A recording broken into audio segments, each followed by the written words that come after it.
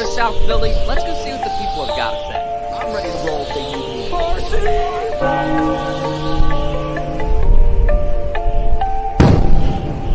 Now listen here, Dutch. Mets and the Cowboys, they suck.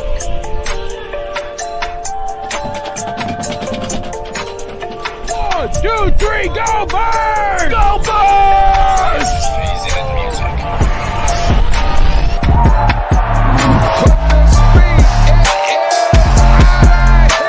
What we got? 3, 2 birds, Geno Stakes. Go Birds!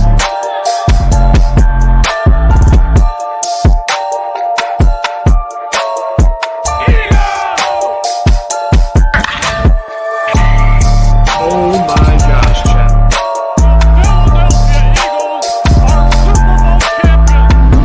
Your favorite Chicagoan. Go Phils. As always, God bless. Go Birds.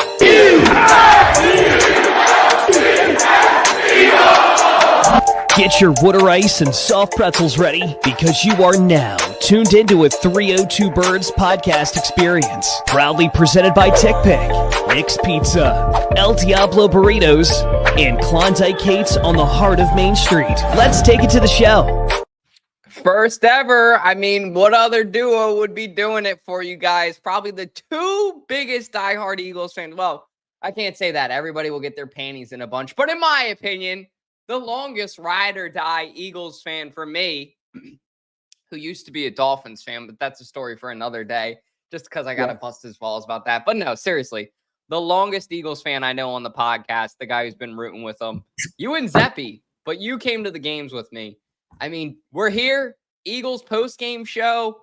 I'll just say this, guys, Jack has a tough job tonight because he is an Eagles fan, but his wonderful girlfriend at home is a Ravens fan.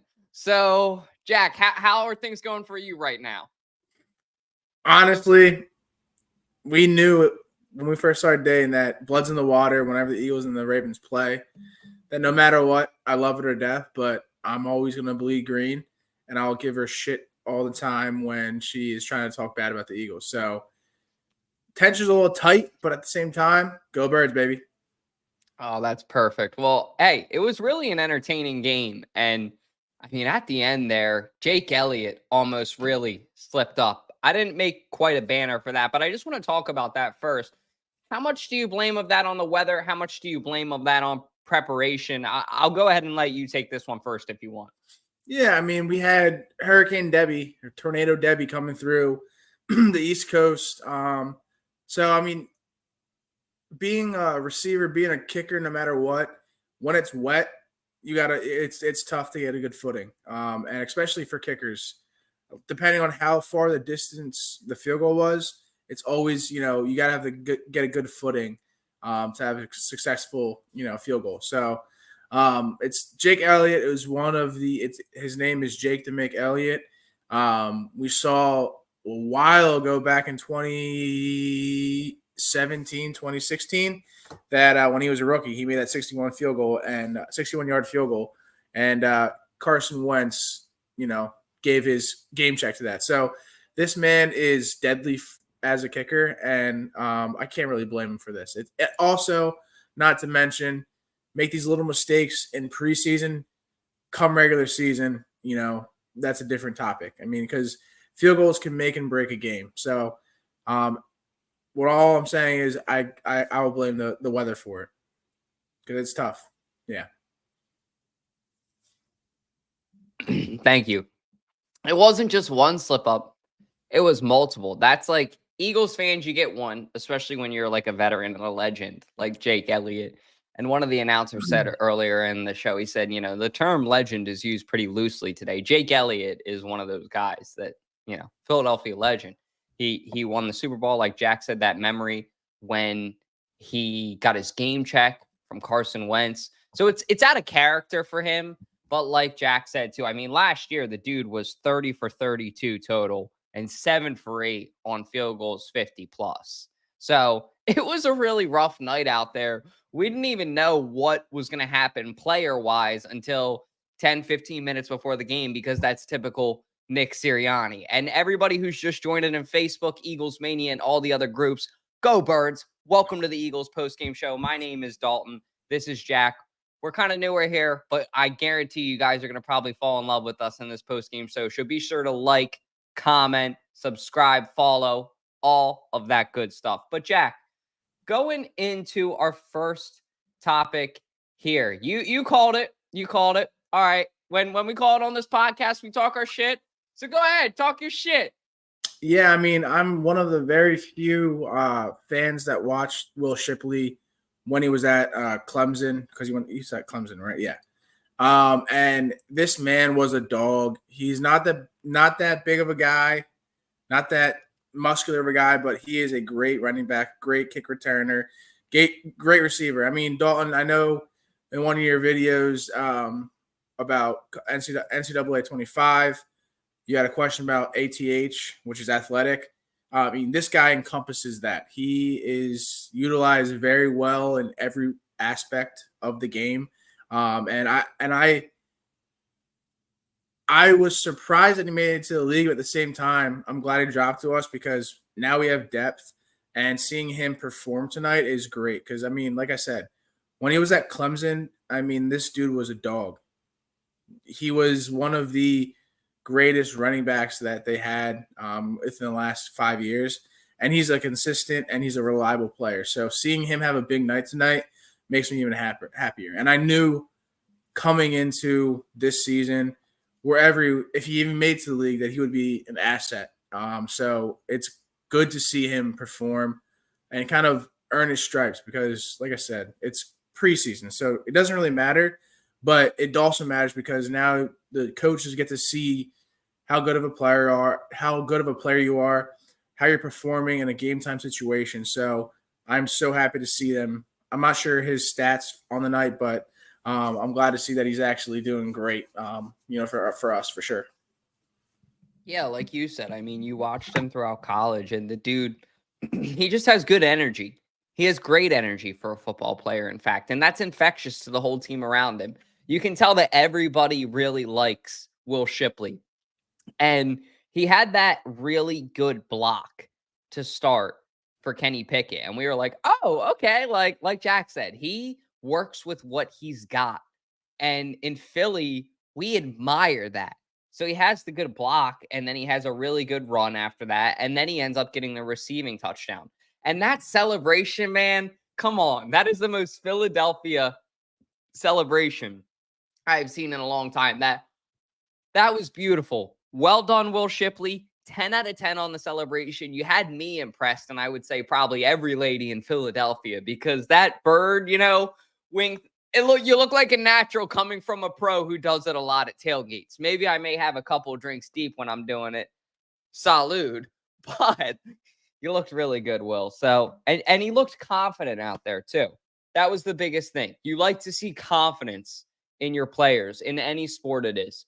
It's one thing to be out there. It's one thing to be out there and not maybe know what you're doing, but at least look like you know what you're doing. That's half the battle. So Will Shipley definitely knew what he was doing tonight. Props to him.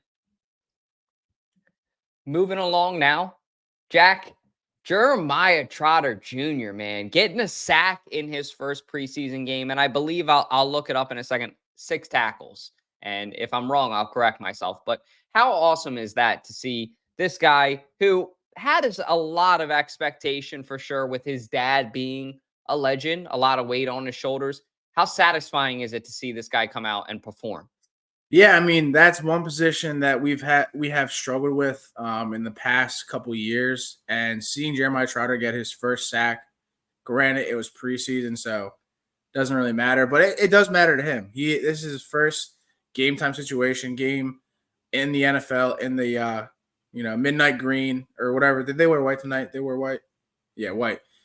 So just seeing him in the Eagles jersey wearing his dad's number, 54, kind of just encompasses like what football is all about and why these football families really dedicate all their time and effort to see their kids, dads, whatever, perform great. And him, having a sack, I'm not sure how many tackles he had tonight, but that's a good stat to have, just to show off, being a rookie, that you're here to play. And it gives the fans some confidence,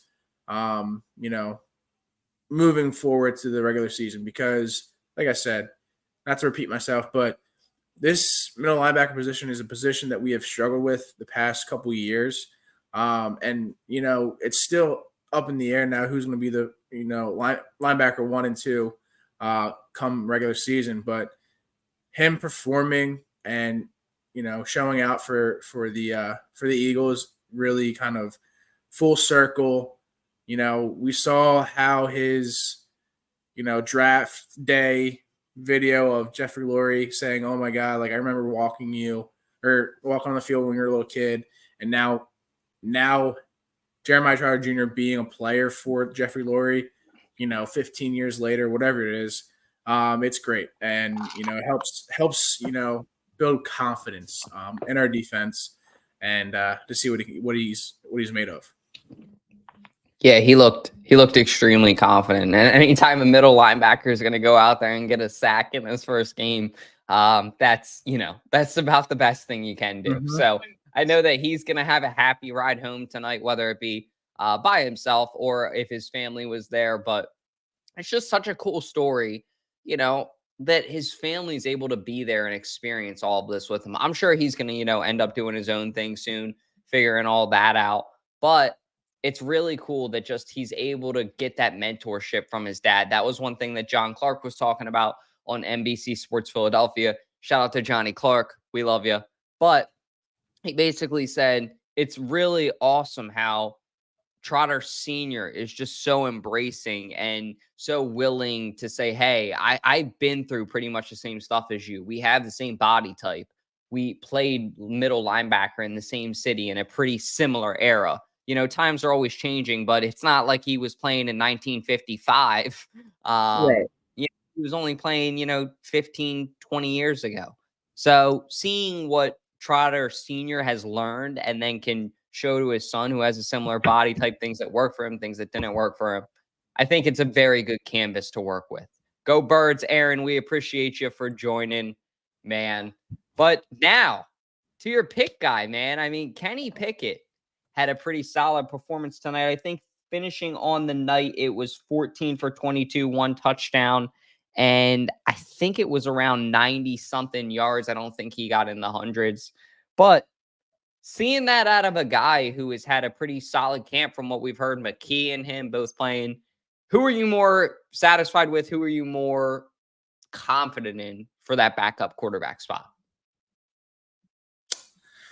I mean, it's really sad because Kenny Pickett was a great college quarterback, right?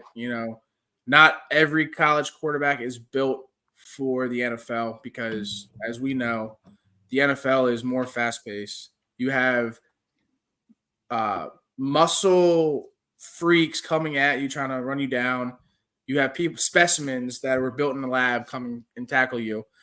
So it's really unfortunate because I was really hoping for Kenny Pickett to actually be that starting quarterback in the league, wherever it may take him.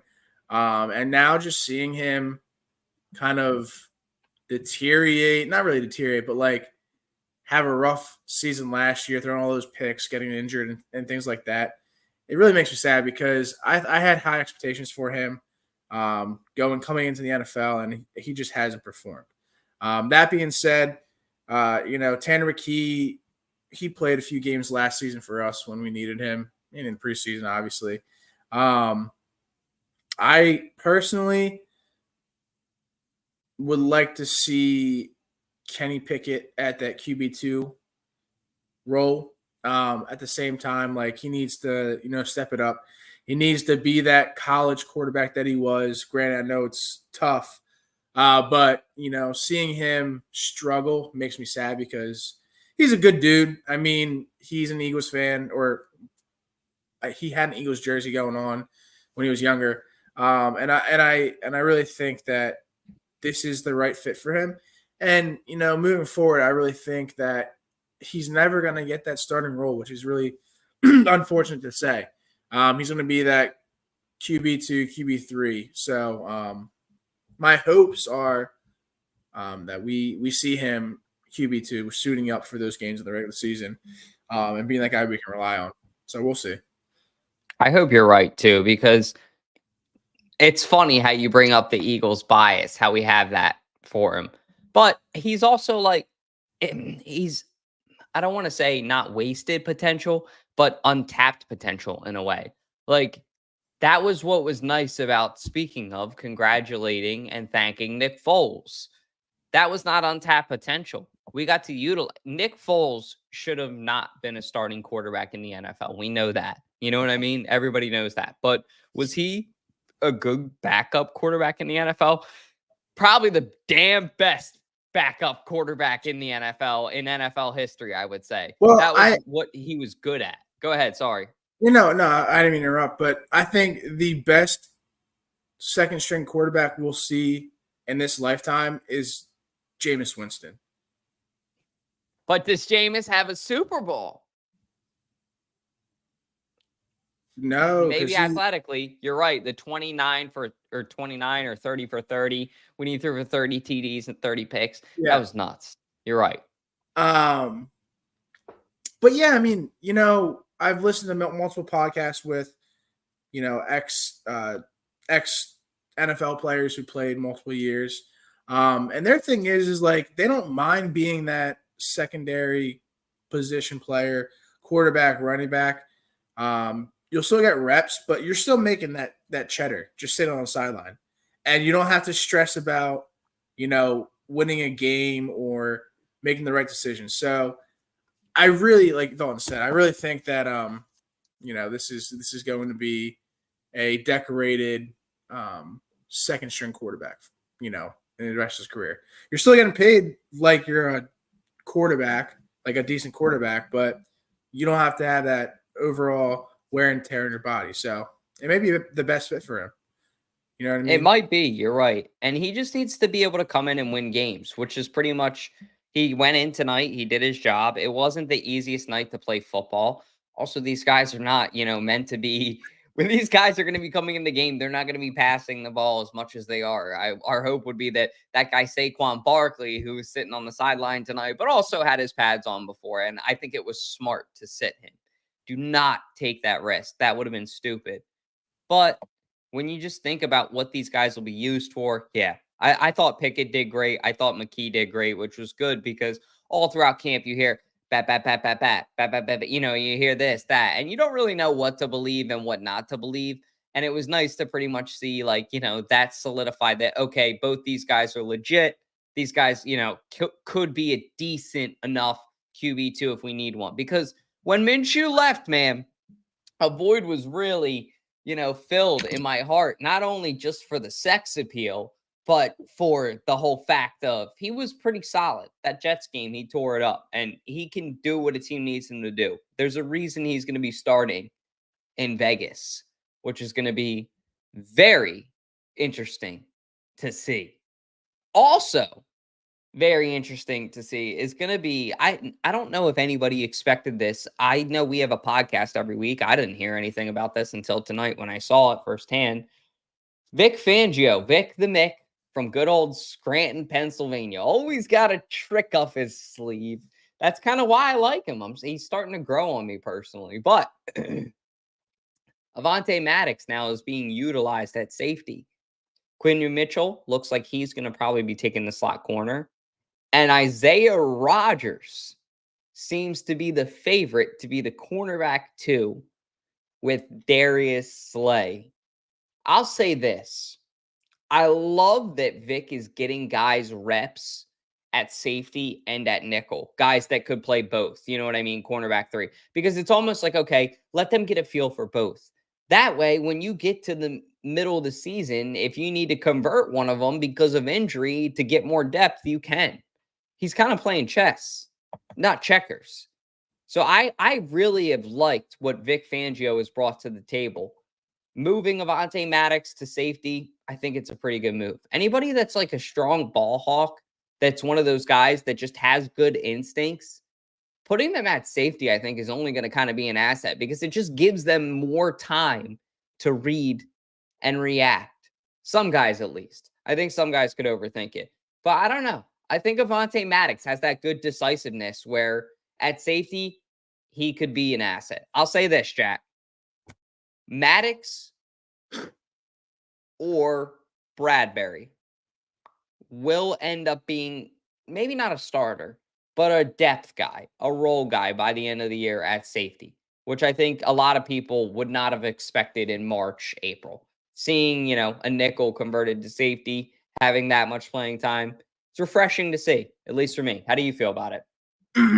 Yeah, I mean, it's night and day difference. Vic Fangio, like Esri said, is that defensive mind and very capable of putting people, kind of getting them out of their comfort zone. Is like golf. If you want to have a good swing, you got to get uncomfortable. So him moving these players around like chess pieces, just kind of shows, how versatile these players can be potentially. And how is, moving forward, we may see, Quinyon Mitchell starting at safety one game, and then we have Avonte Maddox. So I truly do think that we will see once Cooper Genie gets healthy, we will see these players not in a set role in the backfield. They'll be kind of interchangeable. So I think that's something that we're not used to seeing because you're a safety, you're going to play safety. Whereas Vic Fangio, you're a football player. We'll put you in the best position where we think you'll, be good at. And not to, so what I was saying earlier was it's night and day difference where we were last year with our defense coordinator. Vic Fangio has been through the ringer. He has had a lot of wear and tear in his NFL career. He is that old man with wisdom who is a great defensive mind. Whereas last season, we thought that who do we have a defense coordinator? Sean Desai. Yeah, we thought Sean Desai would be that guy. But, I mean, for position coaches, I feel like the best position coach is someone who's been through the league, So it's nice to see that change where he is relying a lot more on his players to put them in the best position they had. One thing I want to mention, and then we can move on, is Keely Ringo looked good tonight. I don't know if we were gonna hit on that. He possibly could be that QB2 or CB2, cornerback 2. You think over Rodgers? Yeah, I mean, again, I would love to see Isaiah Rodgers in that role, but Keely Ringo played really good tonight. And he could be kind of interchangeable with Isaiah Rodgers. So be on the lookout for that because we will see, a battle, I think, going into the regular season to get that spot. I like Keely. I like this call a lot. We actually got to meet his mom before practice. Super nice, super genuine. And I said to her and the camera guy and Malik Joe, I said, I think Keely could be a starter by the end of the year. I think for that third cornerback spot. I actually thought that he would end up sprouting at nickel. But the more that I think about it, the more I think you're right. He could be that outside guy. Where they just have so much depth at corner right now. It's such a good problem to have because when you think about to when the Eagles had Nolan Carroll, Bradley Fletcher, that 2015, 2014, 2013 time when it was such a drought. It's crazy. And now we're I don't want to say the Eagles are pushing out Slay, but you hear all these reporters and they're like, all right, you're going to retire. How do you feel about this and that? And Slay's going to be here for another 2 years minimum starting. We still got more time with him. He still got more gas in the tank. He can still play at a pro ball level and show these young guys what to do so that they could take over his spot one day. I just wanted to make that evidently clear because big play Slay, man, I think he's due for a good year. So it was great to see our Philadelphia Eagles come out tonight, get a W with a final score of 16-3. 13. I don't have anything else I want to cover 16 unless 13, brother. 16-13. Sorry, dyslexia. I'm thinking it in my head. A big W. Eagles over Ravens. M&T Bank Stadium, 16-13. I apologize once again, guys. I don't have anything else unless you do. We can touch on this very quickly, and then we can go to bed because I know it's like 12 o'clock. My big question is, who's it going to be, Mekhi Becton or Tyler Steen? Tyler Steen played. They both played tonight, right? Tyler Steen didn't play the greatest, and Mekhi Becton played pretty good from what I've kind of gathered. So who do we think is going to be that right guard? I think Mekhi Becton will get the first stab at it, no matter how this preseason goes, just because his expectation, what he's done, his draft stock, the way that he came to Philadelphia. I do think that Becton will get the first, I don't want to say like start, but like maybe the first like couple, like if it's not going well, he's going to get taken out quick. They're not going to just give him a full game to like sit there and choke. Nobody's going to get that. Right. With the way that this team's going, I think that he will end up starting, will end up getting the first stab at the position though. And if he does well, if he holds his own, which I'll say this, when Saquon Barkley is running the ball behind you, it's going to make you look a little bit better. Whether or not that's a good thing to say or not, that's going to help you. And I mean that as a compliment. So use that to your advantage, man. If not, I think then Tyler Steen will end up overtaking it. I think by the end of the year, who's better, who will start? I think Tyler Steen wants it more. I think Tyler Steen has more experience. That's who I would have thought would have taken it in the beginning of the season. But they seem to like Becton, and they seem to have invested stock in Becton. So I'll say Becton. How about yourself? I mean, we drafted Tyler Steen for this reason right now, right? Granted, don't put all your eggs in one basket. This is preseason, so we'll see. It's going to be a continuous battle, uphill battle with this offensive line. Tyler Steen and Mekhi Becton. I mean, I think Mekhi Becton is that seasoned veteran that has played in some of these big games, whereas Tyler Steen really hasn't. He hasn't really seen the field. He's maybe he came in a few times last season, when somebody needed a breather or someone got injured. But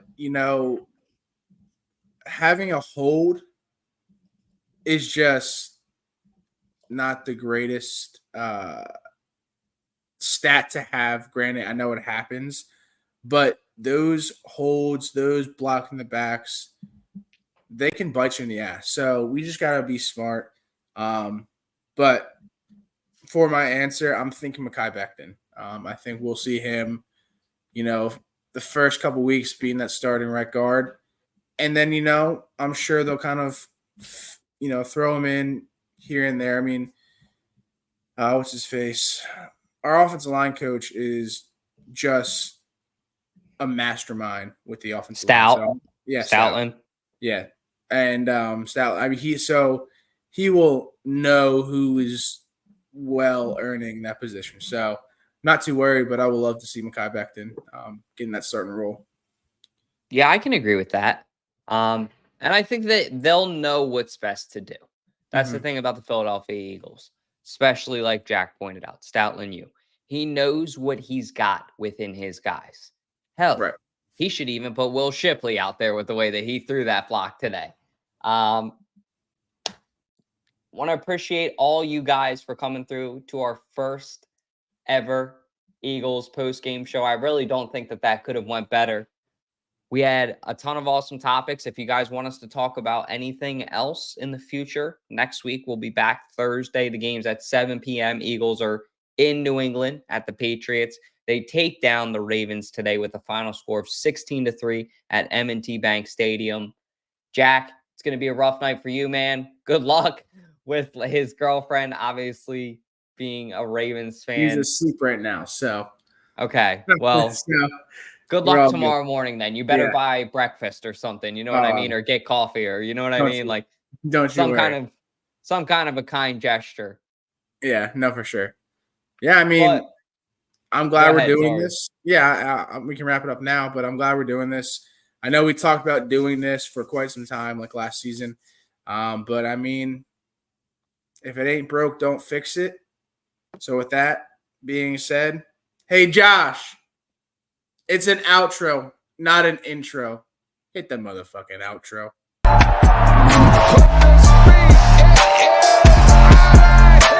What we got? 3 2 birds. Geno Stinks.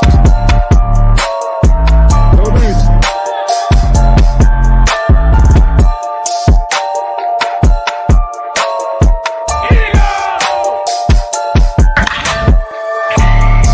Oh my gosh, Chad. Philadelphia Eagles are Super Bowl champions. Your favorite Chicagoan. Go Phils. As always, God bless. Go Birds.